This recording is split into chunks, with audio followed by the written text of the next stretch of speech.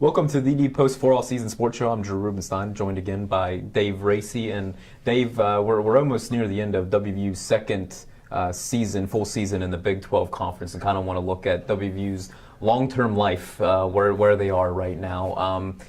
WVU's got 2 remaining football games against Kansas and Iowa State, but I guess just kind of looking at it big picture-wise, the struggles and the challenges of the Mountaineers being in the Big 12, have they been what you think most fans expected, more or less? What are your thoughts there? I don't know. I think they've done quite well to be, in Baylor, I think it's probably been a surprise there. That we had a couple games that sort of got out of hand both this year and last year. But we've competed well with Texas, which is the big guy in the conference. We've competed well with Oklahoma the last 2 years. So I think those are positives. And Baylor has come up with a great team that maybe no one expected. And Kansas State sort of maybe has her number. But I think when you can compete with Texas and Oklahoma, then you should be able to. And Oklahoma State this year, we knocked them off. So I think West Virginia's done a good job on that. I don't think they're above us a lot that way. I think that a couple good recruiting years, and that might get them right back up in there. Okay, well, let me ask you this way then, especially football-wise. WVU went into last season, a lot of hype, finished 4-5 in the conference. They're 2-5 in the conference right now this year, so they've got losing records in conference play their first 2 years. Can WVU be a Big 12 title contender? Oh, I think, with Texas, we were with, our backup quarterback and went down to overtime with them. Oklahoma game was very close.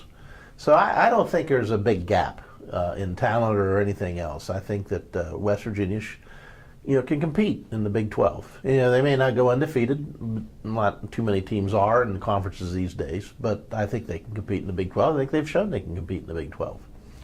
So what are the things, if you don't think it's necessarily talent, what will it take to kind of get over the hump there? Because you mentioned they have played Texas close, they played Oklahoma close, they've played a lot of close games that they've ended up losing here, but what is it that maybe those programs have that WVU doesn't right now? Well, I'm sure there's a lot of mental stability in not only in the players and stuff have been in the program, but also the coaching staffs. And obviously those teams have an edge in recruiting. I mean, they're going to recruit Texas, one of the best places in the country to recruit high school football, and they're going to have an inside edge. West Virginia is sort of out on the outpost, and we have to find players who either want to come a long distance to go to school here so they can go back and play at home, or we have to get players who don't mind not playing maybe around their hometowns, like when we recruit Florida in these places. So I think that's one dynamic that we're going to have to overcome. If we can get good players from the East or so that want to compete in the Big 12, then we'll do all right. But then we have to recruit against some teams that, like in the ACC, that say, hey, you can come here and your family can see you play, more than just at home games and things. So that's probably one of the big things they have to overcome is, to be able to recruit, well enough, to stay with the talent. I mean, right now, I don't think we're that far behind. That's interesting, and one of the things that I wonder if also has to change are just maybe fan expectations. I almost wonder if it goes back to how it was maybe more in the mid-'90s where fans, for the most part, were happy to see WVU make a bowl game and maybe every 3 or 4 or 5 years make a run at Miami and go for the Big East championship. And is that really maybe the best case scenario, at least for the short term, for WVU? Oh, absolutely. I mean, a Big 12 championship would be tremendous to shoot for, but I think fans' expectations were risen because they put more emphasis on football. I mean, we were told that we were getting a certain product, one that was going to be entertaining and exciting and a winning one too. So, and it's not that it may not end up that way. In some games, the West Virginia offensive stuff's been good, and other ones not. So, they were told they were going to get a great product. Geno Smith and the crew, the first 5 games set standards a little bit higher than maybe we should have expected, but we're back to reality, and I think we need to be patient and then see what happens the next couple of years. You think from a PR standpoint, then WVU pushed a little bit further than what they really were in terms of state of the football program and where they could be in the Big 12? Well, it's Tennessee, new regimes come in. They don't want to, Or get fans excited. Yeah, they couldn't really lower that, say, like, well, Geno Smith's not a good quarterback and Taylor Austin's. there was a certain record we had. We had a good reputation. We had, good players, and so it was hard to, not, hype them up. And 5 straight wins in the great game over Texas down there.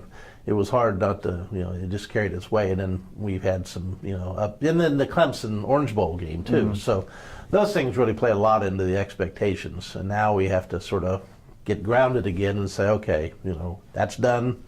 And now we are where we are, and let's see how we can go in West Virginia can improve.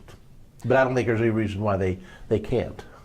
Last one from you. I don't know that I've ever met a coach or come across a coach who has ever been happy with the facilities that he has in place. He or she always seems to want more and more and more. But you're especially hearing Oliver Luck and Dana Holgerson just throw out little bits of information about where WVU's facilities stack up to the rest of the Big 12. Do you buy into that? Is WVU far behind, and is that a necessity to be able to compete at the highest level? Well, I can't speak to that very well because I don't know what these other facilities are at the other schools and stuff. And again, I don't know if you want to get in the bidding war with Texas and Oklahoma State and these schools that have a deeper billfold than we do. I don't understand, one weight room over another, or how many practice fields you need. The basketball team made a great and big investment in a training facility, which hasn't really paid dividends yet and may or may not. So I don't put a lot of stock into it. I think it seems like West Virginia has great facilities, better than, I can remember Old Mountaineer Field, and, we had to play Penn State and all those good teams. So I don't know. I'm not a big one on the facilities. I don't think that's any drawback whatsoever, to be truthful. All right, very good. I appreciate your time, Dave. Thanks for joining us again. Please continue to check TheDPost.com for the latest on the Mountaineers. Thanks for watching today.